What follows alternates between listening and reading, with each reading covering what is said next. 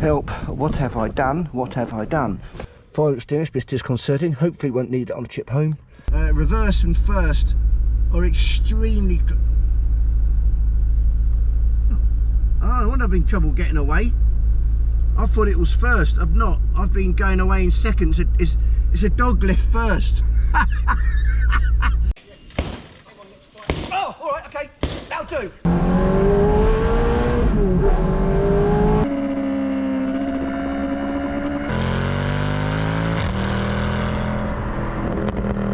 Hi all, Aid here from Rev Monkey. I have, what have I done? I was on an auction site and I was the top bidder when the auction ended on this. It's a Porsche 94 Carrera GT, and I'll tell you all about this car and how special and rare it is a little bit later. But I'm just now picking up the car. It's dusty, needs quite a bit doing to it. Might be some stuff to do on the underside, on the engine, and trimming on the in and outside of the car. Quite a lot to do. So make sure you subscribe and like the content and be notified of all the updates in the series of getting this car up to become a really good example of this particular mark. So pretty exciting, pretty damn scary. Let's see how it goes. So here is the car that shares its name with the fabulous and highly regarded 1.3 million or so Carrera GT that's out there. Now in 1979 Porsche unveiled a concept version of the 924 at the Frankfurt Auto Show wearing Carrera badges. 1 year later, in 1980, Porsche released the 94 Carrera GT, making clear their intention to enter the 924 in competition. They added an intercooler and increased compression to 8.5 to 1, as various other little changes. Porsche was able to develop the 94 Turbo into the race car they had wanted, dubbing it the 94 Carrera GT. They only built 406 examples of the car, including prototypes, which enabled it to qualify for Group 4 racing requirements. Of those 400 road-going examples, 75 were made in right-hand drive for the UK market. Visually, the Carrera GT differed from the standard 94 Turbo in that it had polyurethane plastic front and rear flared guards, a polyurethane plastic front spoiler, a top-mounted air scoop for the intercooler, a much larger rubber rear spoiler, and a flush-mounted front windscreen. It featured Pirelli P6 tyres as standard, although P7 tyres were available as an option along with a limited slip differential. It lost the 924 Turbo's knacker duct in the hood, but retained the air intakes into the badge panel. This more aggressive styling was later used for motivation for the 944, which is probably immediately notable. Right, looking at that car in more details, what sets this apart immediately, of course, from a 924 Turbo of the era is kind of the bonnet scoop there, which is quite pronounced. It's got much more aggression. When you look at it from the front, obviously the 944 came after this and takes a lot of these styling cues. Obviously it was more composed and rounded off, whereas this is kind of, look, it's been brutally added on to the 924 shape. But you've got the original Fuchs alloys. You've got the Carrera mark there, front scoop, aggressive front, grills there. And as you go round, no sunroof. And you can see here, this blister, big blister comes out. And on the back, it's got the Carrera GT, which is obviously a very famous name, obviously, with the impressively sounding £1.3 million hypercar. That seems to be going up in price. About 18 months ago, you can get for about 800. They seem to have got up $500,000. Quite a few YouTubers have got them now. So now I'm hoping there's not a huge amount to do. Now you can see here,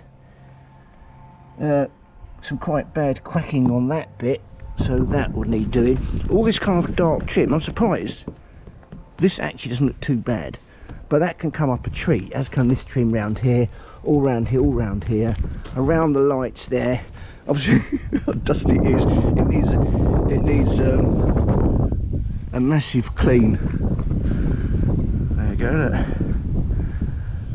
Help! What have I done? What have I done? Just needs a bit of tidying up here. I've heard the car start. It runs, actually seems to be running pretty well. So really, a bit of a gamble, to say the least.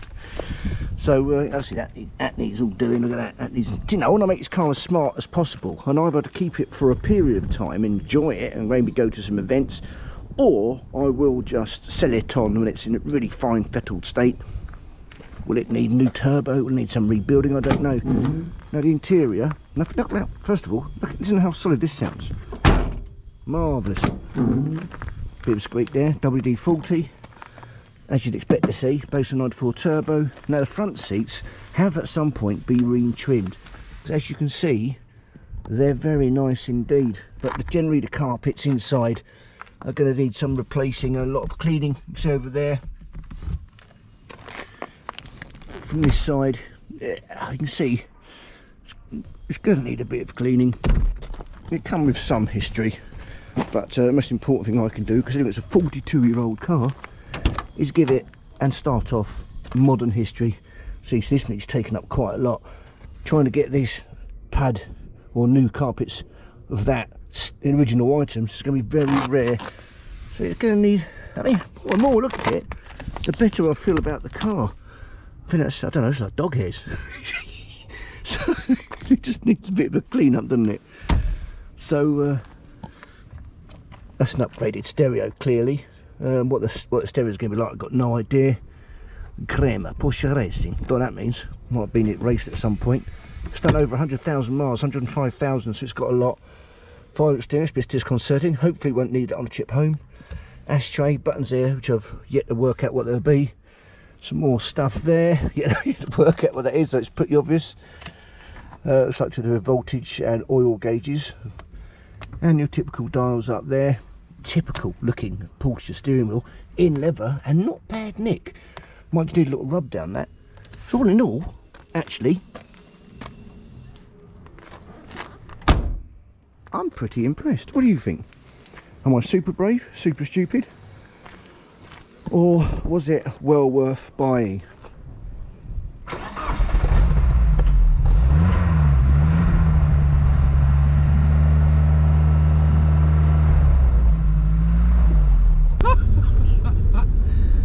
Oh, I forgot I was on camera.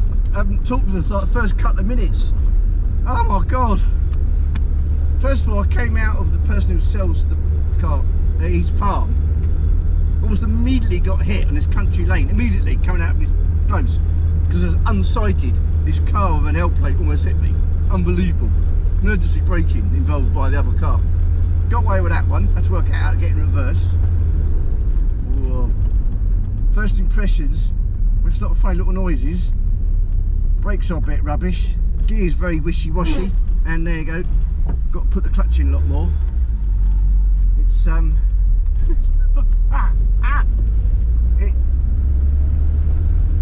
it's gonna take some getting used to. Gears feel really fun and long, but of course there's no power, of course, till the turbo kicks in.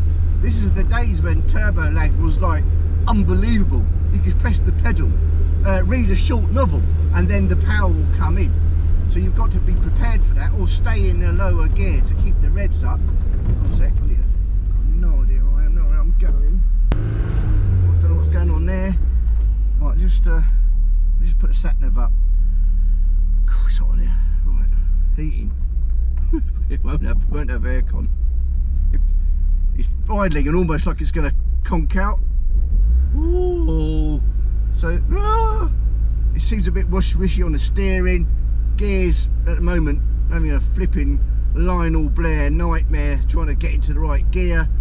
Reverse and first are extremely. I wouldn't have been trouble getting away. I thought it was first. I've not. I've been going away in seconds. It's a dog left first. I thought it was a bit trying to pull away. So dog leg means that the first gear isn't like usually it's 1, 2, 3, 4, 5, 6. Dog leg means you go down and left for first, and then you go let it go and upwards into second, third, fourth, fifth. I think very much a racing thing, because you mostly use second, third and fourth, fifth. Oh, whatever, I don't know, just talking out my arse. I'm getting hot. It's quite a hot day. Obviously there's no aircon, no sunroof. Got that window down. Can't put that window down because the camera's on it. That was a mistake. I just want to compose myself after that near miss. You trying to work out what the hell I'm doing. The rev counter idle's going little going like that. I've got my foot on the accelerator a little bit to keep the revs up. It's all a little bit, I'm 12 fish, I'm a little bit too intense.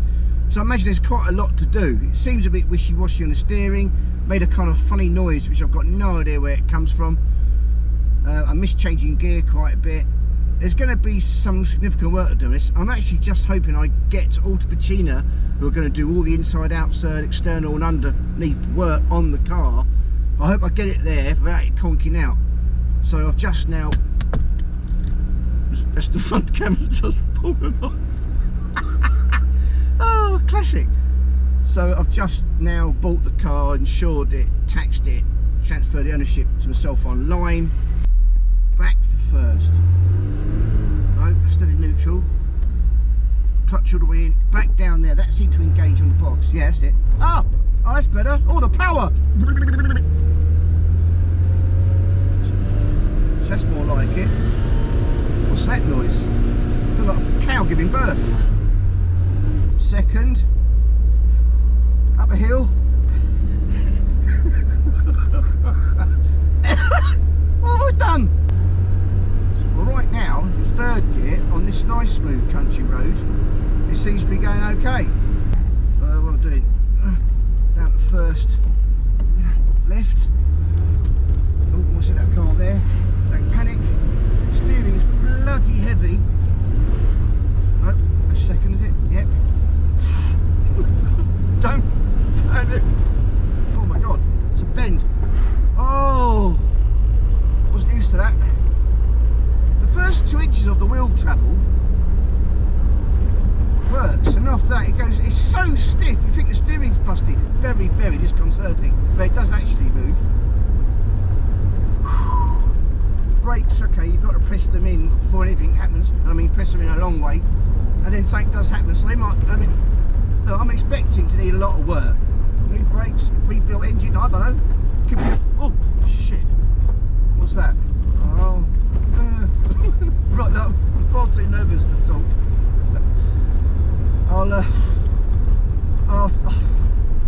I'll catch up with you when I get to the Autoficina in Epsom, and I'm going to go around the car with them, looking at all the things might need doing, leave it with them. Might be with them a month, I don't know what's got to be done, but together we'll be able to work something out. I want to get this car as good as possible and hopefully enjoy it, and then make the decision whether to keep it longer term or sell it and let someone else enjoy a really nicely fettled, beautifully serviced and bang on straight Carrera GT. That's my first decent down change, that was. I do know that the handbrake is not connected and there might be a fuel gauge issue. I mean, it looks like there's nothing there, but I know what he's put in, top gallon, so I know it's okay, but I do need to go to the garage and put a decent amount of fuel in there. Well, that stopped all right. God, it's getting hot in there. I don't want to muck around with the controls or fan in case it's a, oh, God, just put it to reverse. I bet that bloke behind me shut himself. As the reverse lights went on and the car started going back a little bit. Oh dear, oh dear. Whoa, nightmare. To be fair, the positives, the handling seems good, suspension's likely okay.